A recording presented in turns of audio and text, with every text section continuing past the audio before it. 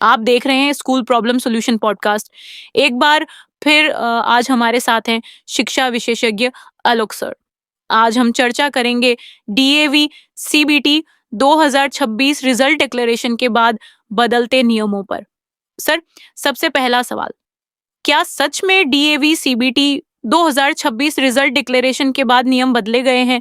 देखिए, जो जानकारी सामने आई है उसके अनुसार डीएवी सीबीटी 26 एग्जामिनेशन से पहले जो नियम डीएवी की वेबसाइट पर उपलब्ध थे वे सीबीटी रिजल्ट डिक्लेरेशन के बाद बदलते हुए दिखाई दे रहे हैं। पहले डीएवी वेबसाइट के फ्रीक्वेंटली आस्क्ड क्वेश्चन में यह स्पष्ट लिखा था कि जो शिक्षक पहले से डीएवी में कार्यरत हैं और उसी स्कूल में उसी पद पर रहना चाहते हैं उन्हें सीबीटी 26 देना जरूरी नहीं है।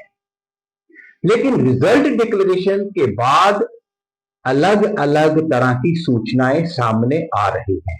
यह भी कहा जा रहा है कि डीएवी वेबसाइट के रिक्रूटमेंट सेक्शन में से फ्रीक्वेंटली आस्क्ड क्वेश्चंस वाला सबटाइटल रिमूव कर दिया गए हैं। क्या ये सच है? वास्तव में 16 फरवरी 26 के बाद फ्रीक्वेंटली आस्क्ड क्वेश्चंस का सबटाइटल वेबसाइट में से रिमूव कर दिया गया है। If you see the DAV's recruitment portal before 16th February 26, it was showing this subtitle frequently asked questions and you see on the screen. But presently on 21st of February, it is 21st of February today, it stands removed and is not being displayed.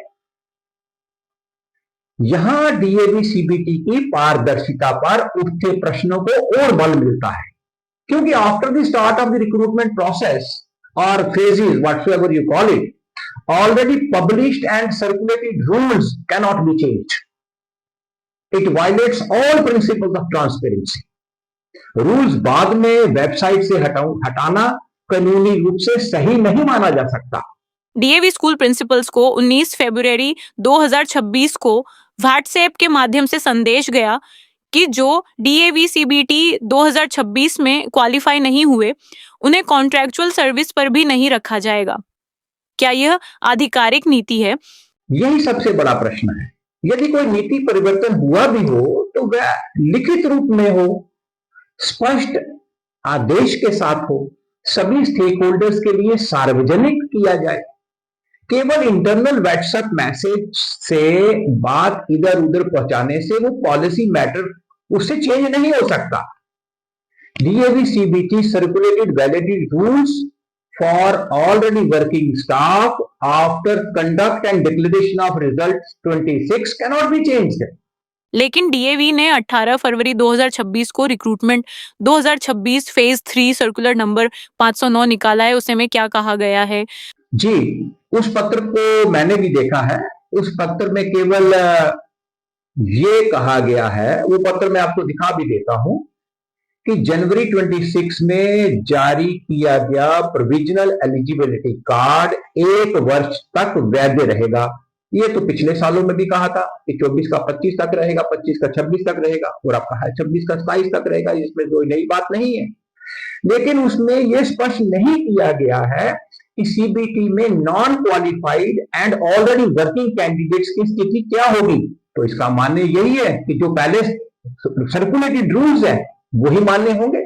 और दूसरी देखने की बात यह है कि WhatsApp message के content को भी इस सर्कुलर में कोई जगह नहीं दी गई है। इससे स्थिति स्पष्ट होने के बजाय और अस्पष्ट होती चली जा रही है। सर, सबसे बड़ा कानूनी सवाल, क्या परीक्षा और रिजल्ट के बाद नियम बदले जा सकते हैं? देखिए, कानून का एक एस्टेब्लिश्ड प्रिंसिपल है, थंब रूल। वो क्या है? Rules of the game cannot be changed after the game has begin.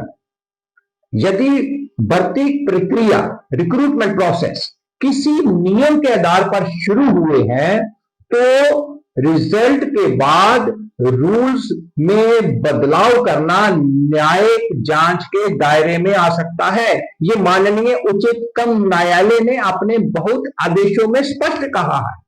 अगर कोई शिक्षक पहले से वर्षों से कार्यरत है तो क्या हर बार सीबीटी पास करना आवश्यक होना चाहिए? यह प्रश्न उचित है। यदि शिक्षक सालों से काम कर रहे हैं, विद्यालय और उसकी मैनेजमेंट उनसे संतुष्ट ही होगी, इसी वजह से काम कर रहे हैं बहुत से सालों से, और उनकी सर्विसेज कंटिन्यूशन में है except artificial break of summer vacation, तो बार बार सीबीटी की अनिवार्यता पर स्पष्ट नीति होनी चाहिए। अब समाधान क्या है? शिक्षकों को क्या करना चाहिए और डीएवी प्रबंधन को क्या करना चाहिए? सबसे पहले जो अफेक्टेड कैंडिडेट्स हैं उन्हें लिखित स्पष्टीकरण की मांग करनी चाहिए, और वेबसाइट में जो रूल्स पहले दिए गए थे उनका रिकॉर्ड सुरक्षित रखना चाहिए। और साथ ही डीएवी प्रबंधन को चाहिए कि सीबीटी 26 से पहले की प्रोविजनल एलिजिबिलिटी कार्ड की जो वैलिडिटी रूल्स और पॉलिसी थी उससे छेड़छाड़ ना किया जाए। वेबसाइट से हटाई गई जो मटेरियल है in the form of frequently asked questions उन्हें दोबारा से अपलोड किया जाए, और भविष्य के लिए स्थायी परमानेंट नीति, परमानेंट पॉलिसी घोषित की जाए। संस्था की विश्वसनीयता पारदर्शिता से ही बनती है। देखिए, ये मुद्दा टकराव का नहीं है, ये स्पष्टता का है। शिक्षा संस्थान केवल शिक्षा नहीं देते, वे प्रशासनिक नैतिकता, जिसे एडमिनिस्ट्रेटिव मॉरलिटी हम कहते हैं, उसका भी उदाहरण पेश करते हैं। यदि नियम है तो स्थिर हो, यदि बदलाव है तो कारण सहित हो।